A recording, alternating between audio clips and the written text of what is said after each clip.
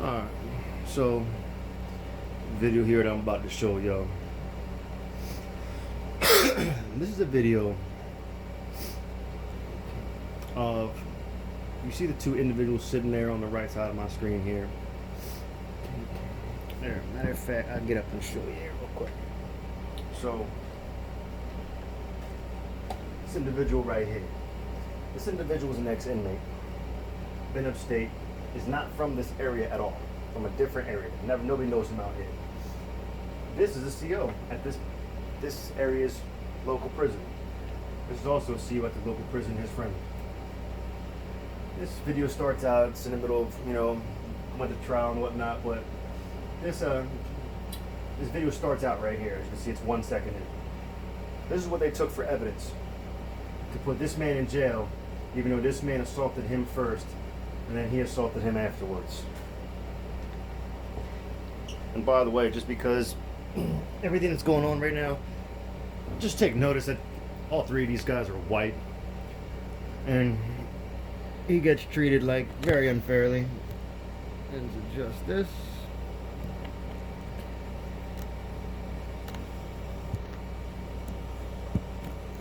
Make sure everything gets seen there. Alright. Now, without further ado, let's start this video. There is no sound. It's a security video, so they can't have any sound on it.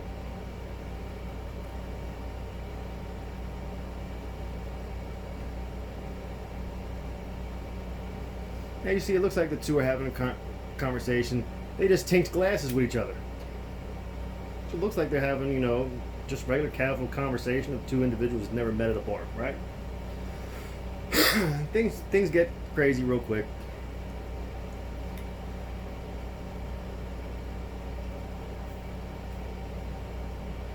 Gotta give him a look like, man, like he said something crazy, like, what? Now we can sit here and speculate what the two are saying all day long. It's neither here nor there. The fact of the matter is, we can only differentiate the factual evidence as the video. They're having a conversation. Who knows? I could say at this point, Mike's probably saying, the guy sitting down, Boy's probably saying, hey man, you should leave, bro. Like, you know what I mean? I don't want to sit here and listen to you talk shit. Whatever, you know what I mean? I can sit here and commentary it all day long. Here's where it gets interesting.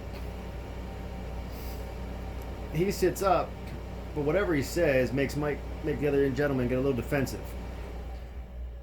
And he talks to his other buddy here, the other guard, points at the other guy and says something and kind of waves his hand off.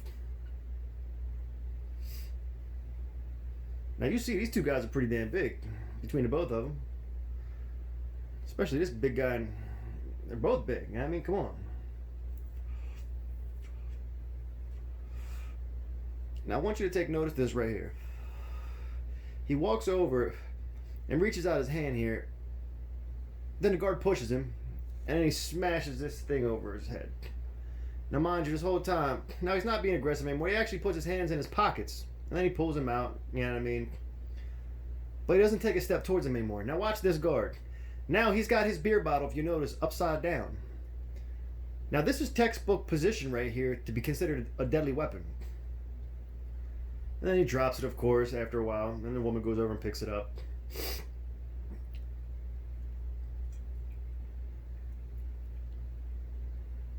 And it is what it is. Now they said this man was so injured that his ear was so bloody. Now look at that. Do you see blood on this man's ear? Hold on a second. Let's see if we can pause this at a good spot.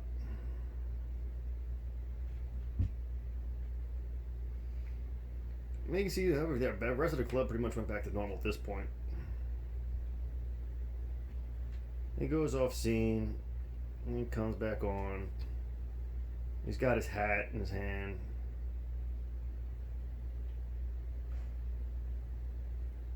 Look, he's wiped his ear, and he looks at his hand, and there's no blood on his hand. Look at it right there. Clearly no blood on his hand.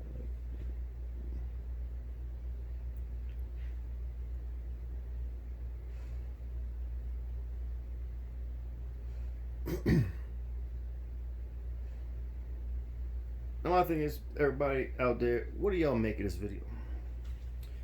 Because see, what I see right here, and we'll go back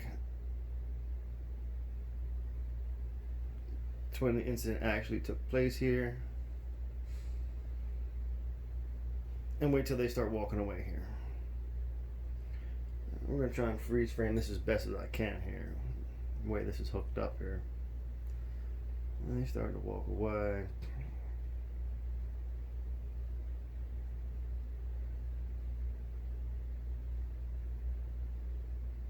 Now this is where he walks up to him. That's where we're going to try and do this thing here. Now look. No aggressive manner.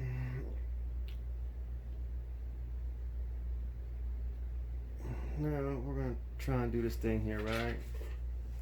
They see this guard. Now it appears that this inmate or ex-inmate, that these two already acknowledged in an open statement that neither one of these two knew each other. This man has never been locked up in this guy's jail, and this guy never worked at a jail that this guy's ever been in. He works at a county jail. This inmate was upstate.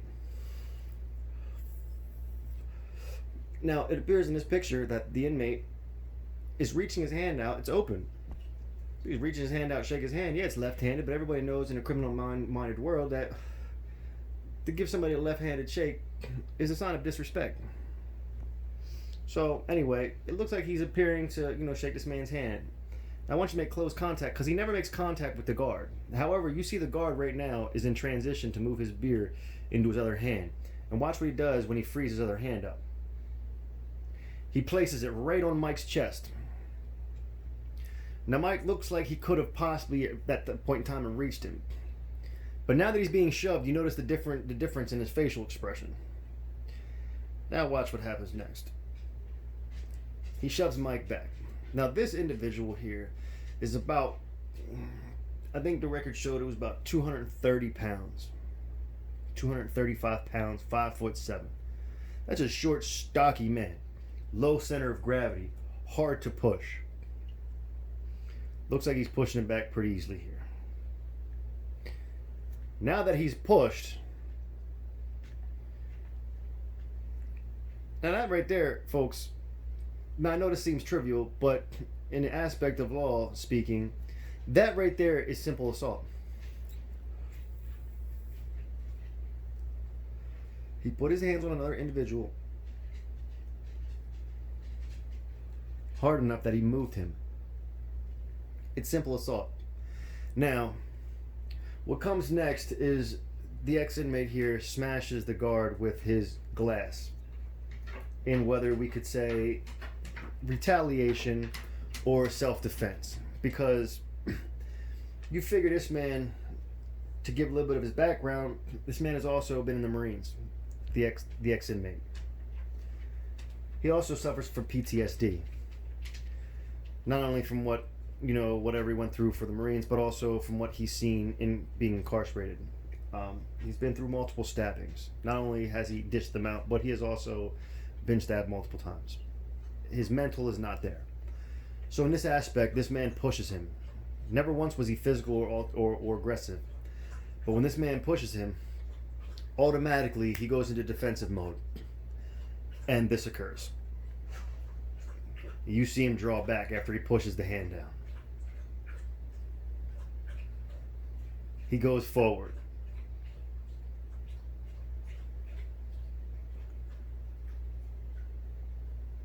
And bam. The glass is then shattered over the head.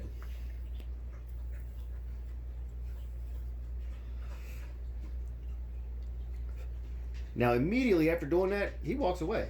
He backs up. Backs up a little further, you know what I mean? Restrains his hands a little bit.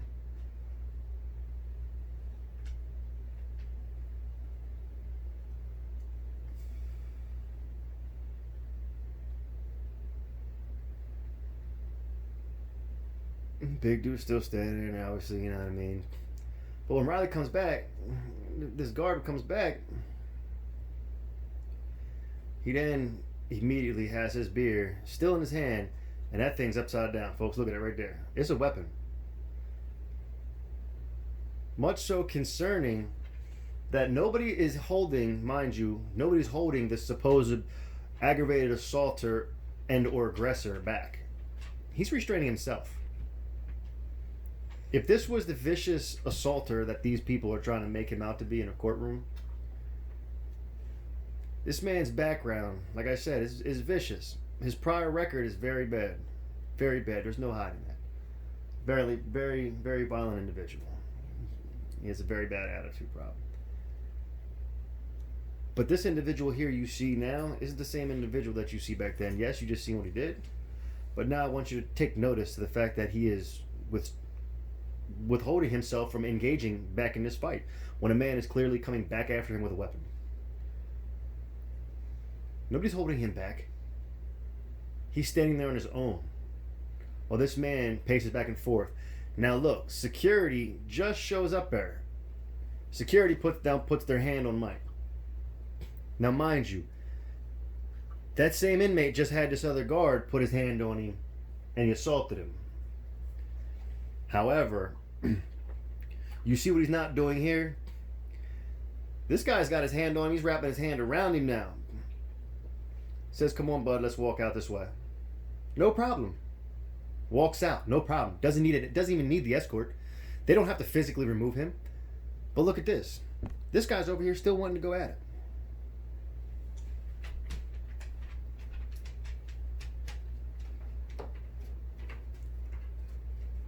Other patrons in the bar now are telling him, you need to calm down. You need to relax. You know what I mean? So my thing is here, oh yeah, we'll let the rest of this play out here because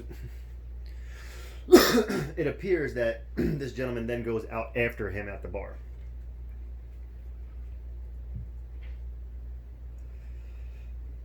Yeah, it's not just done here.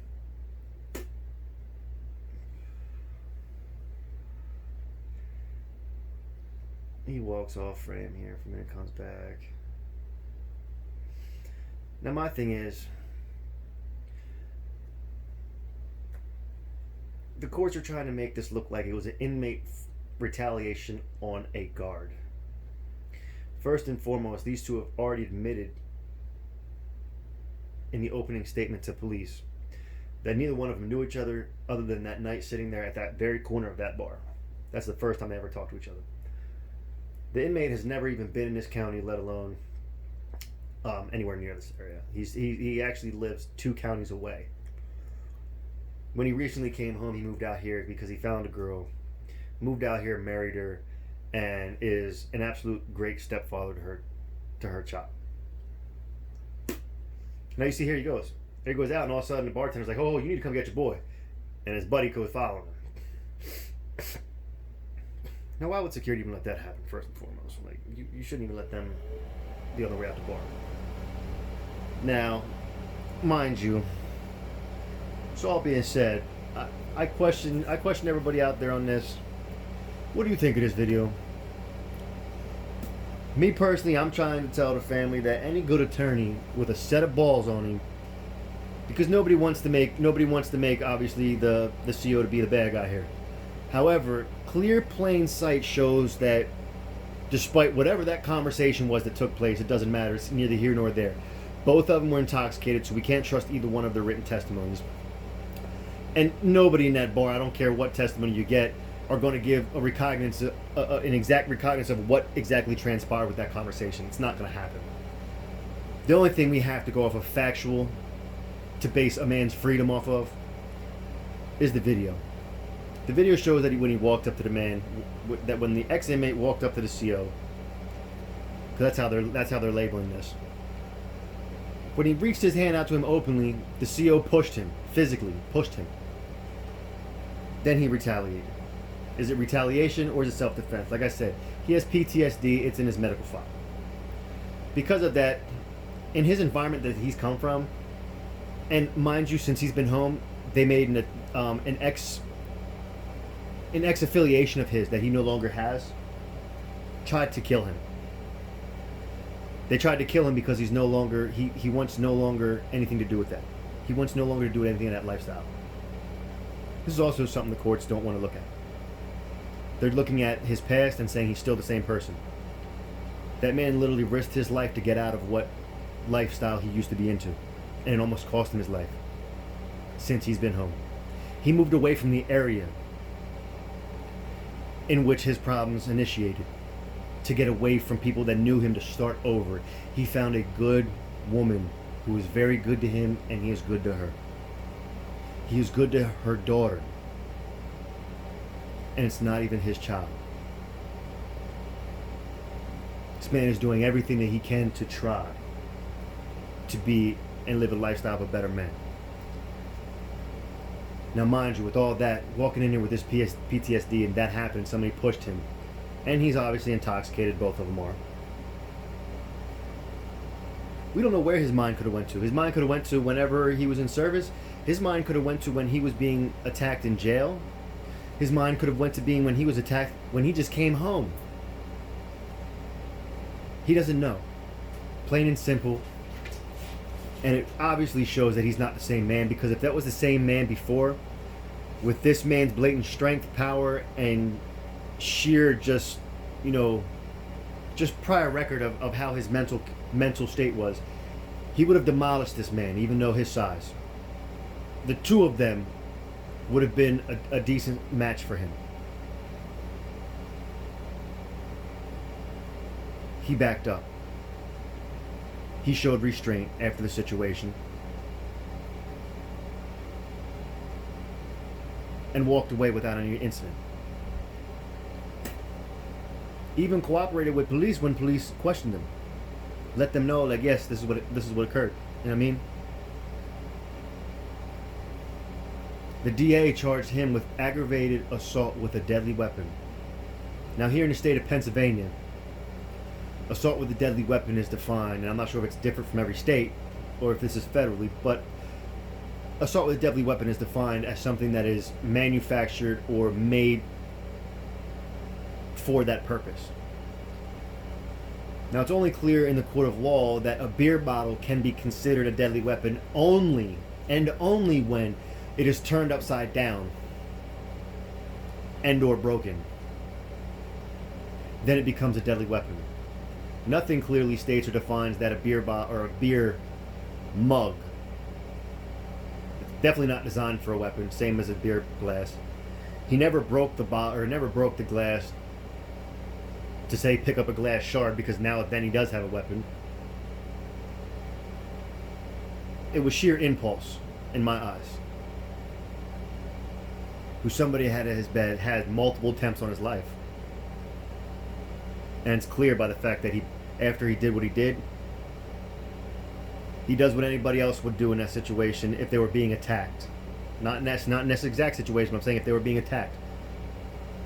You would disorient your assailant, get them off their feet, and get distance between you and them.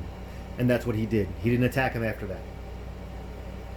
So my question out there to anybody who comes along this video, I ask you, what are your thoughts? Please leave your comments in the bottom. Any comments will help. And any attorneys or anybody who wants to pass this on to attorney would be gratefully appreciated. I know this man is currently still in a battle. His appeal process is still open. And right now he is sitting upstate, looking at a possible 8-year sentence or longer. Yeah. So you let me know. I see a justice system that is trying to pinpoint. Oh yes, and by the way, in the police report when they initially called, they said they didn't know who the attacker was, but dispatch automatically dispatched it as, and it's in the paperwork, that an inmate attacked a guard. They said that not knowing that these two never met each other before, and this dude was never in their prison. So just that for a little bit of food for thought as well. But anyway, anybody out there who's willing to lend a helping hand, pass this along to attorney, give a little bit of advice, yeah, let me know. Peace. Be safe.